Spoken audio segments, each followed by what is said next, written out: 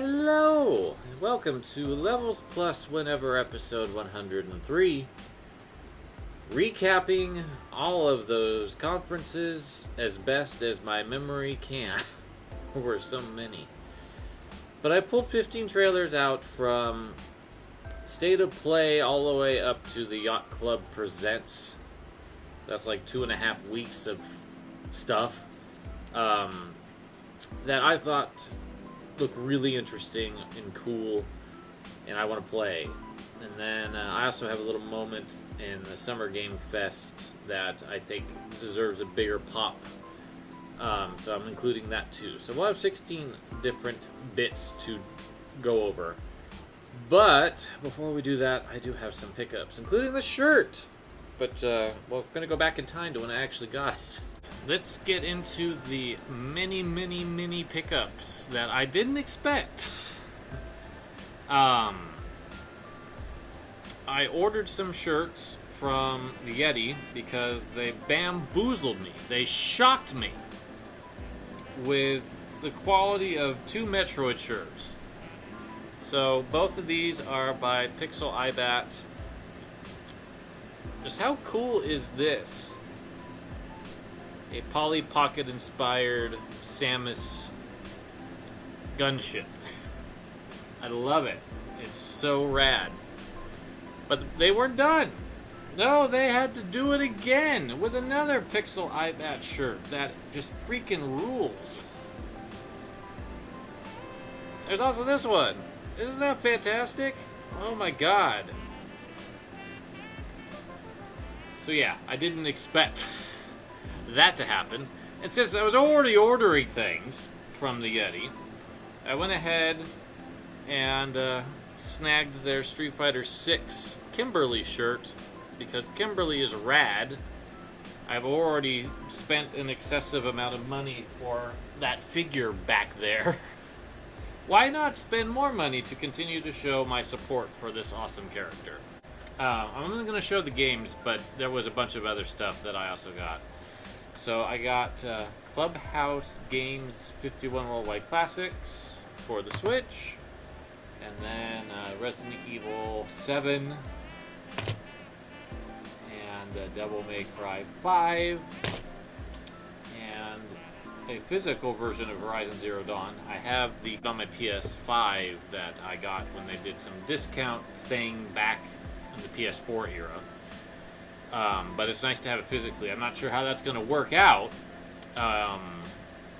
If it will just revert back to being normal if I use the disc. We'll find out, I guess. But yeah, I got way more stuff than I thought I would. And it's like June, I was like, I'm just going to take a break.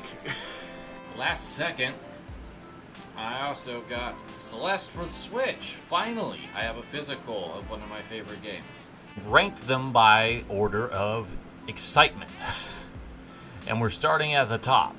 So we'll work our way down to things I'm a little less excited about, but I'm still excited about them. And we'll do 4K as often as possible. It doesn't translate to the 1080p that my video will render at, but at the very least, I'm giving you the highest quality that I literally can. Let's get started. Of course, I'm starting with Neva. That's the game I've been feverishly demanding in every other video. And it was wonderful to finally see gameplay in motion. And it looks absolutely incredible. Like everything from Grease, plus more in terms of colors, in terms of scope. Animation looks even better. Grease is a very special game for me. It is very, very important. And it really looks like the team at Nomada are taking the emotional journey of that game, adding even more emotion to it by adding an animal that you're taking care of, combat, and a lovely dose of inspiration from Studio Ghibli. This reminds me of Princess Mononoke in all of the best ways possible. But it also reminds me of Grease. And I'm going to go back a second. So here, this scene in particular strikes me as referencing Greece, because Greece utilized squares in this fashion to represent powers you gain. And here we get a temple rising as we do stuff, and it's very reminiscent of Greece to me. So I am curious what this reflects in gameplay. We also see a lot of the darkness in the shadows in the background here, which is just kind of nice to take a moment to pause to just really take in the detail. But yeah, like, the animation looks incredible, the game is gorgeous, and obviously it's going to be a roller coaster of emotions. I am already salivating to play this.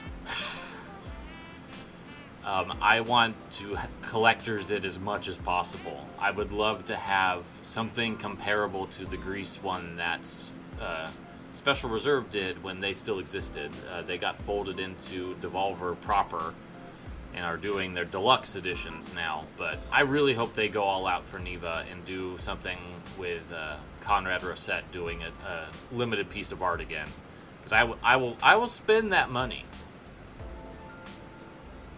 I have no regrets, one iota at all, getting the Grease Signature Edition. It's my favorite thing that I have still to this day. I will do it again if I have the opportunity.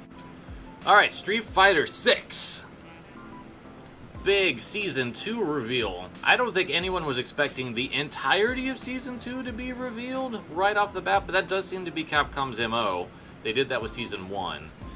And Terry and Mai from Fatal Fury are taking up half of the season because Capcom's directors and producers are huge fans and want to relive the glory of Capcom vs. SNK through their game. And I think that's amazing. Elena from Street Fighter 3 and 4 is coming back, and she looks fantastic. But our first fighter is M. Bison. And he'll be coming up in a couple more weeks. And there's been a lot about him already. So we'll just let this wrap up really quick. This is really cool. You're probably not going to see it because it's just going to not render well when I take this and put it into my thing. He's sucking up screenshots of past Street Fighters.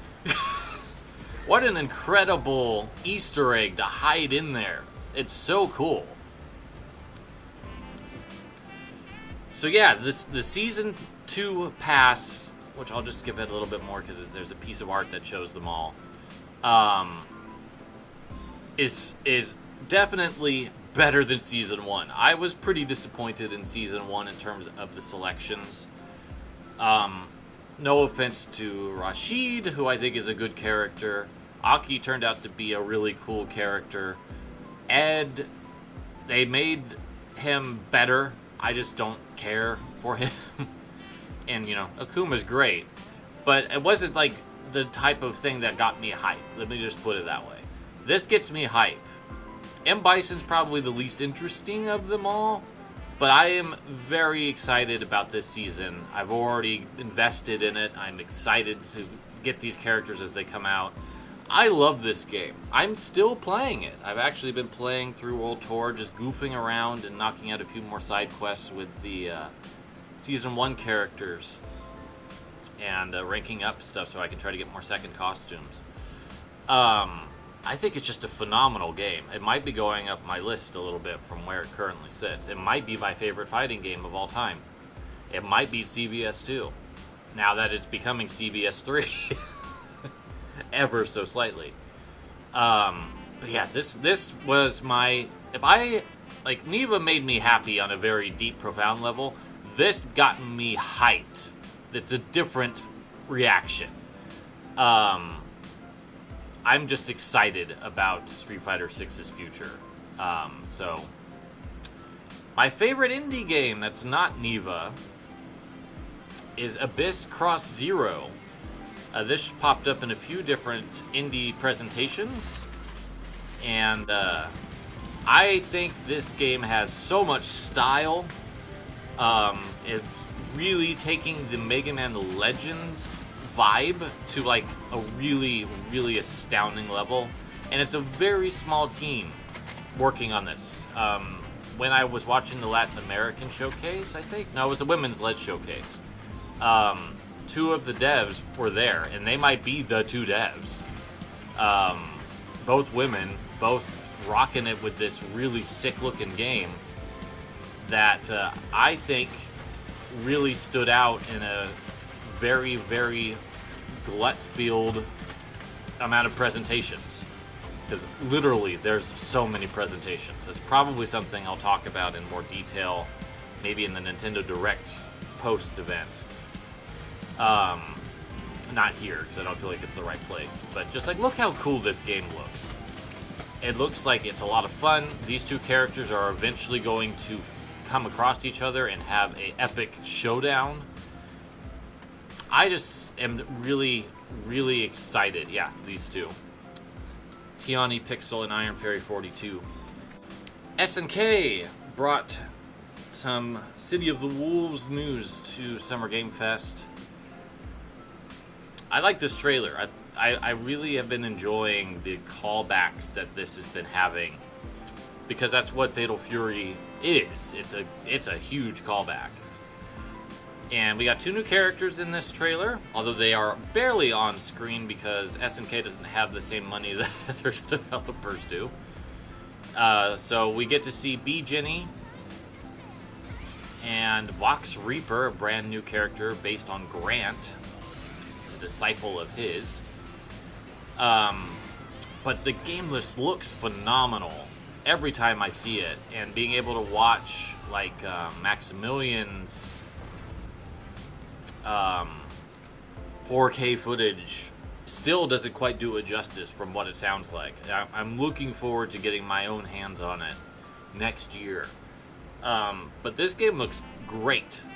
It really does. It almost makes me wish King of Fighters 15 looked this good. Which, you know, King of Fighters 15 looks fine, but it's missing the spark that I think this game has, and that's okay. But I'm really excited about this. And number 5 went to a game I didn't expect it to. Yars Rising is really reminding me of a design that I had thought up in my college days about a young woman infiltrating a massive organization and doing hacking and all that type of stuff. But here it is. WayForward's doing it. They're throwing in a bunch of references to Atari throughout. But this, just like seeing something that I had envisioned for such a long time in action, at least gameplay wise, gets me really excited.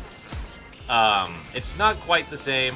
There's stuff that I was doing that's different, but it's similar enough that it's making me really hyped to see what this potentially could play like.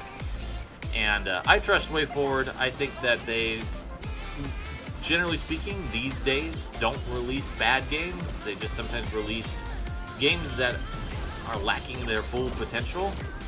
But there's no shortage of games of theirs on my top 111 list, and this could join it. I hope it does. I'm going to probably pre-order it in the nearest future. I'm very excited about it. Alright, Demon School made a few different appearances and had a demo show up. Not many people have talked about the demo that I've seen yet. But it still looks phenomenal, and I've heard that the Persona-esque social elements are really strong, and some people have felt that the combat might not be quite what they want, but that's okay. It doesn't need to be the same as Persona. I think it looks really interesting and strategic. And there was at least 2 trailers for Demon School this entire weekend of presentations. This is the Guerrilla Collective one. I think this shows off like a huge array of other characters that we haven't really seen yet. But the designs in this are so sick. Yeah, here we go.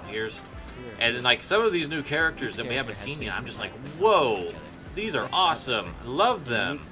So yeah, I'm just pumped to know more about this game, and it's probably out in the nearish future. I want to say like late this year, early next year. I don't know if there's yeah, 2024. I've been saying for what feels like years, I think it's been 2 years, 3 years now since I've known about this game, that it looks fantastic and I can't wait to play it. So it's coming. We are not watching all 13 minutes of this. Brand Andrews here, and I'm the art director for SteamWorld Heist 2.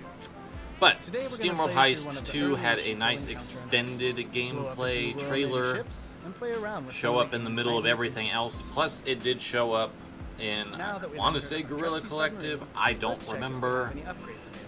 But SteamWorld Heist is my favorite SteamWorld game, and I didn't expect a sequel, we'll just say. It wasn't like it was not ever going to happen. There's a SteamWorld Dig 2, so it's clearly possible, but it really felt like Image and Form were trying to explore other areas. And away we go.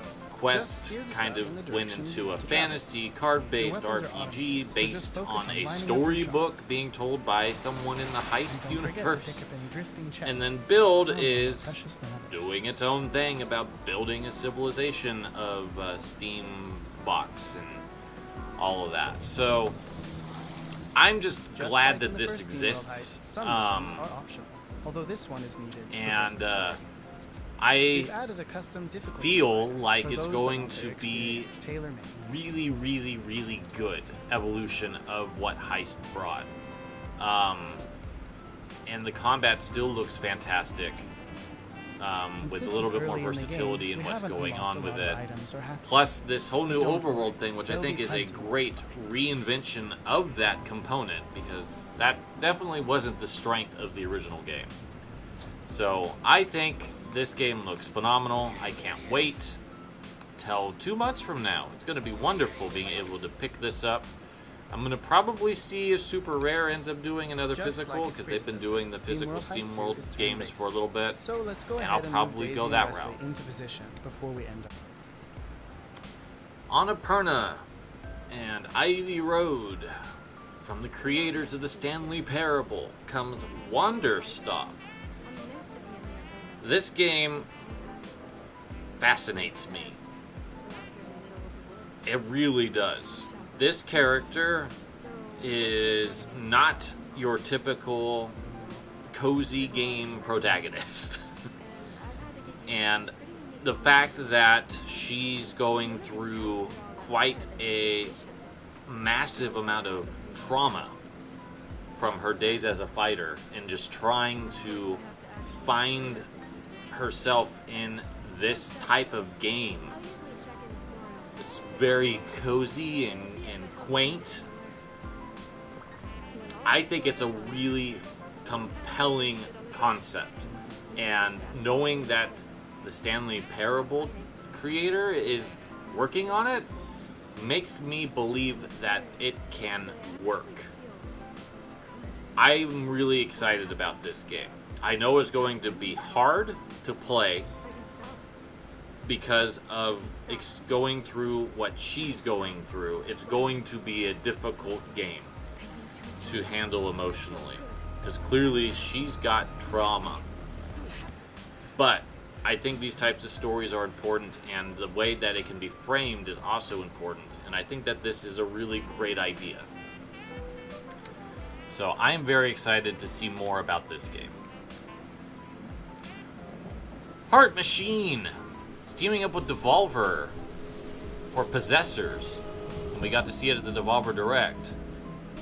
And I've still not played a Heart Machine game for some reason. I don't know how that's happened. But I am all about what's going on here. The gameplay looks fantastic. The graphic design is off the charts. This is like one of the greatest potential collaborations between a publisher and developer that I could think of. Like, you can't ask for a better team up than Heart Machine and Devolver Digital. And I want to know more about this game when we get an opportunity to learn more. It just struck me as a fantastic game. It probably would be higher on my list if there was a little bit more footage of it. But there was not, and that's okay. Visions of Mana decided to have its own trailer just show up, not in anything else. This will reveal the release date, but it also has some plot and a little bit more gameplay. I think this game looks gorgeous. I've always been a fan of Hakon's style, and I think it really works well with the Mana franchise. The elms are necessary to preserve a future for the whole world. It is our duty. And I really feel like the potential of that combination of Hakon and Square Enix ways of life is really coming together here. And I am proud to be the bearer of such an important mission for those who may come after. I will say that the plot sounds like Tales of Symphonia. I don't want to have And to Grandia too. It is I want not to keep living my life. pushing the boundaries of what a I know that RPG what I really want is to plot stay line here looks like making memories with you. at all. But it is developing a really nice relationship between our protagonist and supporting characters. The game looks wonderful in motion. We get to play as a variety of different characters. I will say that the voice acting sounds slightly better than what Trials had, but whoever they've got doing the direction for the Mana series probably needs to not be doing it anymore. It's fine, but it's not great. And it's a weird thing about Square Enix. It's like they've got the money to do this type of thing really well, and yet they're choosing to kind of nod.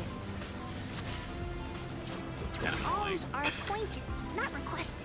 There's nothing I can do about this. But it's nice to see all of the playable characters and get a sense of what they do. And then you get a 3-person party, so you can rotate characters around.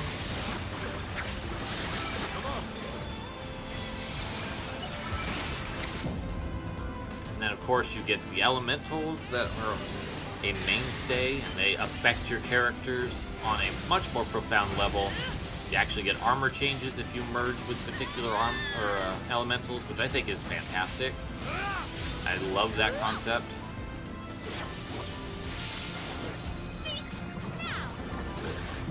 Hopefully you can find an armor that has characters wearing pants. Always a constant problem in this series, it seems. A perfect opportunity to collect data. But I think this looks really, really good. I'm glad that I've got it on pre-order. I'm not doing anything fancy beyond just picking it up regular. Another thing that Square Enix likes to do is release collector's editions for their more niche games on their own site. And I don't really want to do that. But the big thing about this was the release date, which is the end of August. So I'm excited. I think it looks great. Mina the Hollower got a update during the Yacht Club Presents, and it really shows how good Yacht Club is at capturing the essence of the age they're going for. And with Mina, they're going for Game Boy Link's Awakening Oracle games as their visual inspiration, and it is striking and it looks fantastic. But because it's a modern game, it's got a lot more complexity going on underneath the hood, so to speak. Because like Shovel Knight looked like an NES game, but it was running on a very advanced technology to make it only resemble one. And I imagine that they're doing the same thing here, that there is just some absolutely wild programming going on behind the hood to make it look as good as it does, but also make it look as retro as it does. But Nina's got a lot of weapons, she's got a lot of tools, and she's got like some unique moves, like being able to dig underground for a little bit. I just think that this game looks super solid, and hopefully we get a release date soonish, because I think the plan is it's coming soon. They don't say anything about it coming out this year or next year, but hopefully it's sooner than later, because I really want to play it. Dreams Uncorporated, the team, half the team I guess, behind Chris Tales, is taking another stab at the role-playing genre with Prisma, which looks fantastic. They showed up at the Latin American showcase and is oozing style. This game looks so good. The art style is poppin', but there's not a lot to see because it's very early and they're trying to kickstart it. So I am still in need of playing Chris Tales. They just got done doing Lunar Lander Beyond for Atari, and I'm glad that they were doing something original, and it looks as good as it does. I hope that their Kickstarter goes well. I'm not doing another Kickstarter. On Your Tail showed up at the Wholesome Direct again and continues to impress. This is an adventure game, primarily, with some puzzle elements. I love how the puzzle elements combine with the adventure. So like as you go and you talk to people, you build up cards that will help you solve the mystery of what's going on in this town. But there's also mini games. You can go fish, you can swim, you can do photos, you can cook, you can play marbles, you can create your own constellations. But there's this murder happening to be in the village, and you got to figure out what they're doing, how they're killing. But it looks like a phenomenally well-crafted game on all fronts. The character design is fantastic, and I'm just really pumped about it. So I'm hoping that it turns out well when it comes out soon. Another standout at the Wholesome Direct was Ela, which reminds me a lot of a short hike, but if you were a witch, and was more about platforming. And that is all good things for me. I love a short hike. I thought it really captured the voxel aesthetic the best out of any of these types of games, and this is taking a lot of lessons on how to continue that goodwill. The broom looks like it's a great mechanic to get around. You can customize your witch. It's got some creepiness going on. It's got puzzles. Oh, did we mention the style factor? Express yourself. So yeah, I think that this game in particular could really be a standout if all of it comes together well. They're going to be trying to kickstart it, so there's another game to look at if you're into it. And here's the wildest game I think that happened in terms of just where did this come from? A GTA clone based on a animator for the Matrix Reloaded's Goofy Killer Bean YouTube video movie that they've made a long time ago. And just like taking that concept and making it into a full-on GTA clone full of irrelevance and goofiness because you're beans. And you are a hotshot bean on top of that. I was sitting there watching this and going, wow, this is so goofy and creative, and it's like, this is what this genre needs. It needs silliness. It doesn't need to always be super serious. That's what Saints Row learned and did well. And I think even making it more abstract by having the characters be beings instead of people is only going to make it goofier. So this is a kind of a long trailer, so we'll stop here. But it caught my attention, and is the last game I want to spotlight on this particular run. And the biggest thing that I think in terms of an announcement that's not a video game is the team at Innersloth, who created Among Us. What's up, gamers? They are creating a new initiative called Outer Sloth, which is going to help fund other developers trying to make their games. So here's like the logo reveal, and I'll just leave it there. They're working with some fantastic teams to make their games a reality when they wouldn't have had the opportunity, or at least the funding, to be as full of potential as they can be now. And I thought this was a phenomenal thing to announce, especially as we've been undergoing, as an industry, massive layoffs, studio closures, and unprecedented numbers of people, talented people, losing their jobs. This is the type of thing that we need to see more of, and not only from a successful indie developer, but from like everybody. Alright, that's all of the things that I'm kind of hype about. Nintendo should be doing their Direct this week. I wanted to try to get this out before that added more chaos into my memory. So we'll do a separate reaction and video post event for that. But I do want to say overall that the conferences were pretty decent. I wrote about Sony and Microsoft on the blog, and then there's the 3 reactions for all the other stuff.